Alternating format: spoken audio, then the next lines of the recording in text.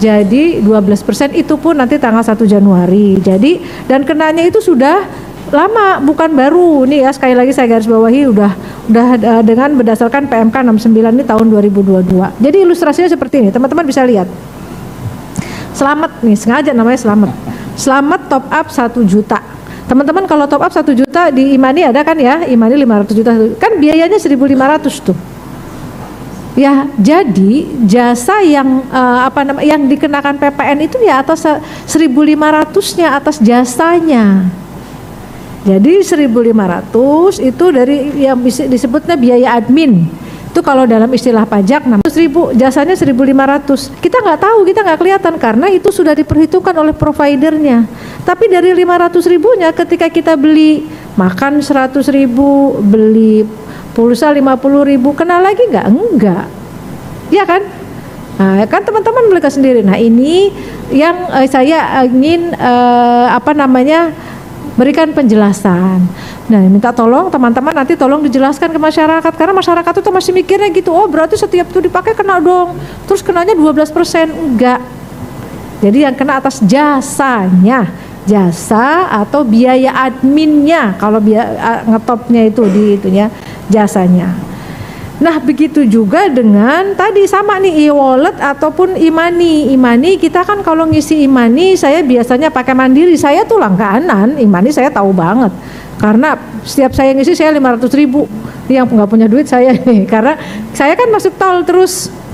Ya setiap kali ngisi ya udah 1.500, tapi sekali itu aja. Ketika saya gunakan tiap saat saya ngetap tol kan nggak kena, nggak ada PPN di situ.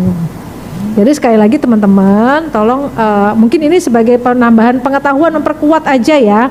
Nggak ada yang hal baru dari keterangan tertulis yang ini tuh nggak ada yang hal baru, tidak ada hal baru. Saya hanya ingin memperkuat pemahaman teman-teman semuanya terkait dengan transaksi uang elektronik dan dompet digital ini. Jadi mungkin transaksi uang elektronik dan dompet digital bukan berarti transaksinya yang dikenakan, tapi sekali lagi jasanya, ya. Oke. Nanti kalau teman-teman masih ada yang belum ini silahkan tanya. Kemudian yang kedua yang QRIS nih. Ini QRIS juga banyak yang masih dalam tanda kutip ketika teman-teman yang terutama di media sosial ya. Kalau di media yang elektronik maupun cetak karena memang kita dapat ini jadi ada beberapa 1-2 yang mohon maaf harus saya telepon, mungkin teman-teman yang itu tolong diluruskan bukan begini gitu maksudnya ya. Tapi yang rata-rata sih sudah benar. Nah ini QRIS itu kan teman-teman sekarang sudah sangat biasa lah. Kita beli gorengan aja sekarang pakai QRIS kan. Nah kita beli teh manis, beli apa segala macam pakai QRIS. Nah mungkin sebelum saya bisa ini kalau kita beli misalnya kita ngisi QRIS-nya 1.000, harganya gini deh. Yang paling gampang saya kalau hari Jumat pagi saya olahraga di GBK lari. Itu kalau mau ketemu saya pagi-pagi hari Jumat di GBK, sekalian pamer. 10 kilo lumayan. Saya habis itu saya beli aqua biasanya atau nggak boleh nyebut merek minuman botol. Kenapa? Ya air mineral. Terima kasih Mas Wildan. Beli air mineral.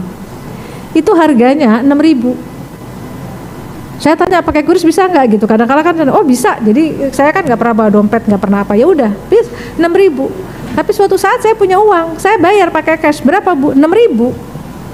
Sama, nggak ada beda. Nah, kenapa harganya ada? Ya memang bukan itu yang dikenakan.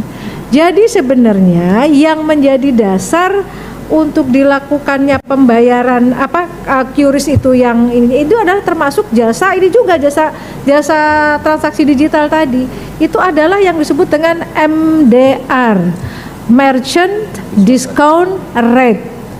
Nah ini itu jadi sebenarnya provider itu menyediakan aplikasi ini kemudian nanti ada mekanisme lah antara provider dengan merchantnya, nanti merchantnya yang bayar PPN-nya. Berapa jasanya? Bisa jadi 1.000, bisa jadi persentase, bisa jadi 0,1 dari transaksi, bisa jadi 0,2 dan itu sebenarnya merchantnya yang bertanggung jawab. gitu dengan provider. Kita mau bayar ya sama-sama aja.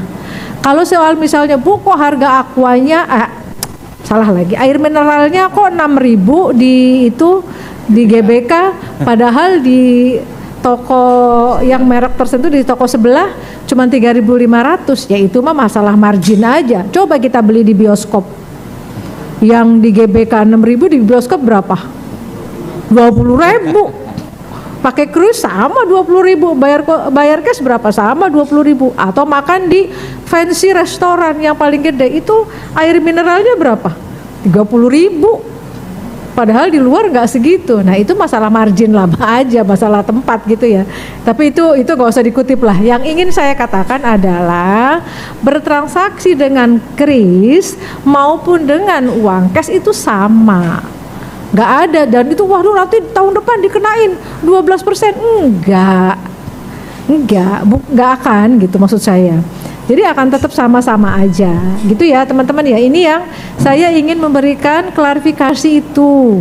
Jadi beli gorengan pakai kris maupun pakai cash akan sama harganya gitu. Kalaupun nanti misalnya naik 12% di tahun depan, naik 1% dari 11% ke 12%, berubah nggak Bu? Paling ya yang nggak akan berubah sih menurut saya ya.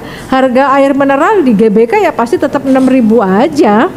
Karena itu pun marginnya kan udah banyak juga sebenarnya kan kalau di toko sebelah kan cuma 3.500 kalau nggak salah. Nah tapi itu yang belakang nggak usah dikutip lah ya, itu mah cara mereka cari margin nggak usah dikutip. Tapi intinya yang ingin saya sampaikan adalah jadi ada salah pemahaman yang dikatakan wah nanti naik 12%, bukan, naiknya PPN itu 1%. Jadi tanggal 1 April 2022 naik 1%, sekarang tanggal 1 Januari 2025 naik lagi 1%. Itu masalah pentahapan aja. Udah, cuman itu doang yang ingin saya sampaikan. Saya hanya ingin tadi sekali lagi supaya teman-teman punya pemahaman, tidak ada keraguan ya terkait transaksi elektronik ini. Jadi yang dikenakan itu adalah atas jasanya, bukan transaksinya. QRIS bayar pakai QRIS sama kontan sama. Nah kalau e-money dengan e-wallet ketika ngisinya aja yang bayar 1.500 di jasanya, dan sekarang kalau kita tetap bayar 1.500 berarti dalam 1.500 itu sudah ada unsur PPN-nya yang kita tidak tahu itu antara provider berapa jumlahnya tidak tahu, tuh dalam hal ini provider antara provider dengan ini ya dengan penggunanya. Nah sedangkan kita pengguna itu dalam hal ini perusahaan provider dengan perusahaan e-money-nya. Jadi kalau misalnya e-money-nya apa? E-money kan macam-macam. Nih kalau boleh saya sebut merek tapi nggak usah ditulis juga ya. Misalnya e-money Bank Mandiri kan, Bank Mandiri e-money udah disebut ya. e-money Bank Mandiri. Kalau BRI Breeze kalau nggak salah. Terus kalau BNI Tap Cash. Nah, jadi yang berurusan itu nanti penyedia aplikasinya dengan Bank Mandiri, dengan dengan BNI, dengan BRI gitu. Nah itu mereka yang PPN-nya berapa sih, jasanya berapa PPN-nya itu gitu. Nah sekarang kita sebagai user ya udah uang kita kita bayar jasanya karena memang ya iyalah kan kita pakai jasa itu kan 1.500 kalau tap cash-nya gitu. Tapi pas itu dipakai kita ngetap kan sudah tidak ada transaksi lagi. Nggak ada PPN lagi. Nggak ada, oh iya benar Sarah. Tidak ada PPN, sorry. Anak buah Sri Mulyani menjelaskan dengan panjang lebar sampai-sampai si anak buah Sri Mulyani itu nggak tahu ibu siapa namanya, nggak disampaikan dengan detail. Kemudian ia mencontohkan seseorang bernama Selamat yang berkegiatan ekonomi, bertransaksi dan sebagainya. Geger kabar kenaikan PPN 12% memang belum juga usai. Jadi rakyat itu ngepel, takut duluan dengan sesuatu yang menjadi kabar berhembusnya kabar-kabar kenaikan harga barang-barang, kenaikan pajak, kenaikan PPN dan sebagainya. Begitulah rasa sensitivitas masyarakat. Sensitifnya rakyat itu ketika mereka mendengarkan sesuatu yang naik. Mereka alergi dan enggan mendengar kata naik atau kenaikan. Sementara pihak yang menaikkan kadang memperhalus bahasa. Mereka tahu kalau menggunakan kata naik nanti bludruk ini adalah tinggi. Maka diperhaluslah bahasa dengan menggunakan atau menyebut kenaikan, tidak menyebut kenaikan tetapi menyebut dengan kata penyesuaian atau apalah itu. Bahasa memperhalus.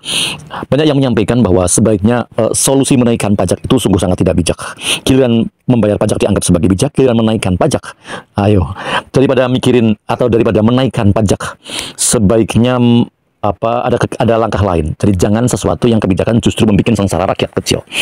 Misalnya memangkas kementerian yang terlalu tambun, gemuk. Ini kementerian atau langsing atau tambun. Ini kabinet, bukan kabinet langsing, kabinet tambun. Terlalu gemuk, kabinet gemoy. Coba hapuslah banyak jabatan kementerian. Wakil menteri, jabatan wakil menteri sampai puluhan, banyak sekali. Ada lagi utusan segala macam. Potong juga gaji dan fasilitas mereka yang berlebihan. Belum lagi, maaf, kotornya kementerian. Siapa tidak tahu lah, namanya kementerian itu belum tentu bersih. Terus bersihin dulu lah, itu Dirjen Pajak, Kementerian Keuangan. Bukan hal yang tabu ketika masyarakat menuduh atau menuding bahwa kementerian pun banyak yang terjadi kekotoran. Bersihin dulu itu, jadi tidak dengan dikit-dikit solusi menaikkan pajak. Sangat tidak bijak. Demikian informasi yang dapat saya sampaikan untuk hari ini. Semoga memberi manfaat. Salam dan doa kami untuk keluarga dalam perlindungan Allah, dalam dekap kasih sayang Rahman dan Rohim Allah Subhanahu wa Ta'ala. Allahumma amin. Terima kasih. Wassalamualaikum warahmatullahi wabarakatuh.